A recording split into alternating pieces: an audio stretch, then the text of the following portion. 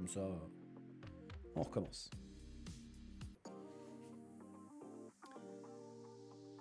Bonjour tout le monde, j'espère que vous allez bien. On se retrouve pour une nouvelle émission Moto Bistro consacrée à l'actualité du monde de la moto. Et aujourd'hui, nous allons parler d'une machine qui a fait pas mal de bruit à l'EICMA 2024. On l'avait découvert sur le stand de Aprilia. Cette moto, vous savez peut-être de quoi il s'agit. C'est la toute nouvelle Tuono 457, celle qui va venir compléter la gamme 457 chez le constructeur de Noailles à côté de la RS, la petite sportive. Donc là, on est sur une déclinaison Roadster et nous allons bien évidemment en parler aujourd'hui puisque nous avons appris le prix officiel de la moto et donc c'est pour moi l'occasion de vous redonner un petit peu quelques détails sur cette moto qui pourrait être très intéressante.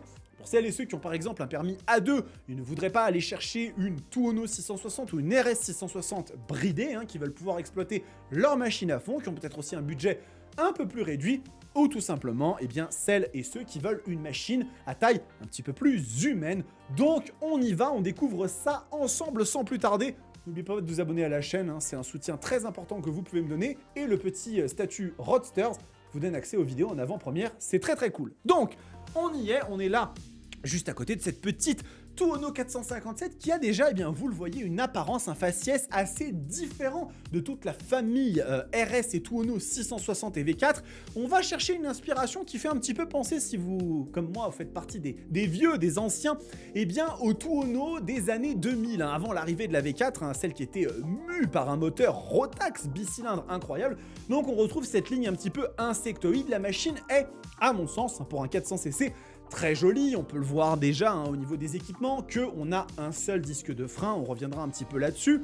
La machine a véritablement un faciès qui est, à mon sens, convaincant, différent de ce qu'on voit ailleurs, avec quand même cette identité Aprilia qui est maintenue. On a des petits détails intéressants, comme par exemple les échappements qui sont placés en dessous de la machine, et non pas au niveau de la selle.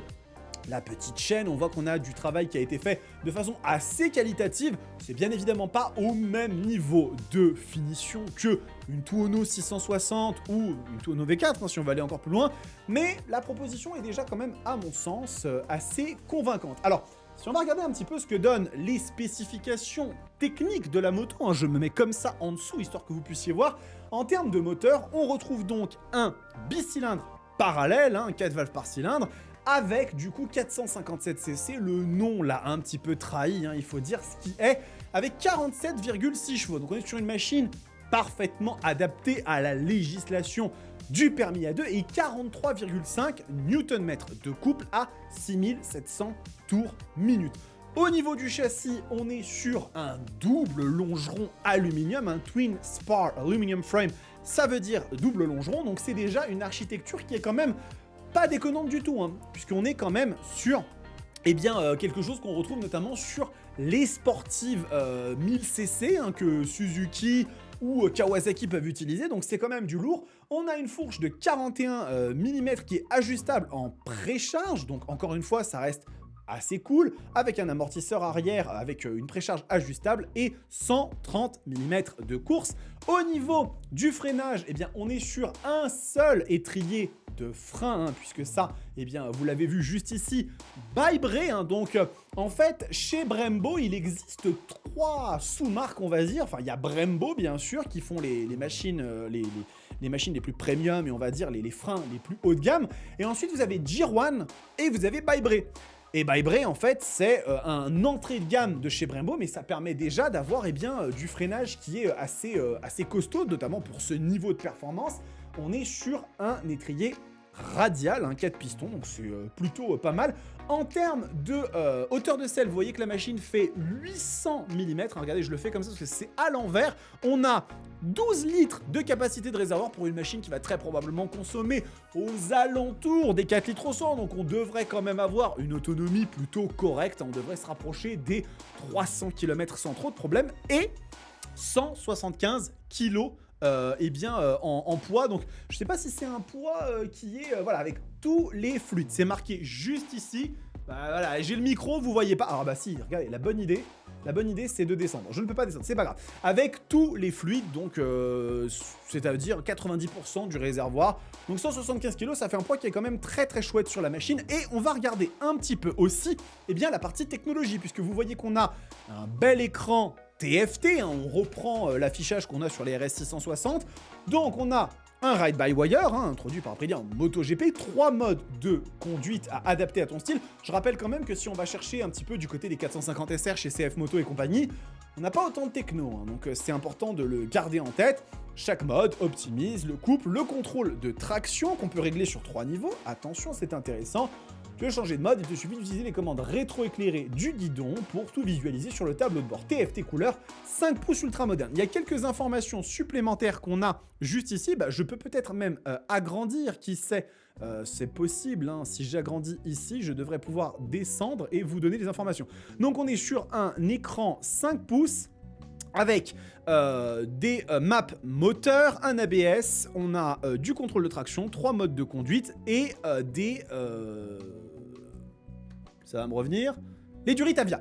Donc ça reste quand même quelque chose d'assez bien fini et d'assez complet. Une machine qui va bien évidemment se destiner à des personnes qui ont une intention de permis à deux ou quelque chose de relativement léger hein, en termes de perf, c'est quand même plutôt intéressant. Et si on va regarder un petit peu maintenant le prix de la machine, hein, qu'on va sur le site de Aprilia et qu'on regarde ici cette petite Tuono 457, on est donc à 6 599 €, ce qui est ma foi un prix assez intéressant, puisque si on s'amuse à aller regarder un petit peu ce que propose la concurrence, je pense qu'on va se rendre compte que cette machine a eu quand même pour vocation d'aller titiller un petit peu comme ça certains concurrents, et notamment du côté de nos amis les Chinois, puisque regardez ici la 450 NK, qui est donc finalement l'équivalent hein, d'une Tuono 457, on est à 5 599 €. Alors oui, bien évidemment, vous allez me dire, il y a 100 € de différence. Mais quand même, au niveau de la techno, au niveau de la façon comme la machine est perçue, ça reste quand même extrêmement intéressant. Et si on s'amuse un petit peu à aller regarder ce que donnent les caractéristiques, par exemple, de cette machine, qui finalement tombe pile là-dedans, 165 kg à mon avis, on doit être à sec, hein, vraiment sans rien du tout. Un petit peu plus de capacité de réservoir. En termes de châssis frein, on va retrouver quelque chose d'un petit peu similaire. Ça reste une très très bonne machine aussi, hein, la 450 NK. Mais voilà, si vous voulez aller dans un côté un petit peu plus italien, avec un look qui, à mon sens, est un peu plus affirmé, un petit peu plus abouti, finalement, cette Tuono 457 peut être assez intéressante.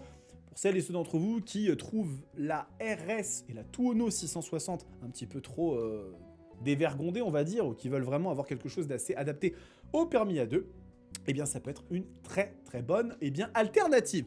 Je vous préparerai probablement un petit duo, hein, un petit comparo papier entre la Tuono 457 et la 450 NK, ça me semble être les deux rivales les plus adaptés. N'hésitez pas à me dire dans les commentaires si vous avez d'autres idées de duels de comparo qu'on pourrait faire, hein. Ça peut être quelque chose de très intéressant à réaliser, et on se retrouve très très vite pour de nouvelles vidéos. Vous allez voir, il y a plein de contenus qui arrivent sur la chaîne extrêmement rapidement avec ces beaux jours qui vont et qui viennent, hein. La météo n'est pas toujours au rendez-vous, mais en tout cas la bonne humeur l'est, et les contenus sur la chaîne le sont aussi. En attendant les amis, prenez soin de vous, kiffez vos bécanes. Ciao!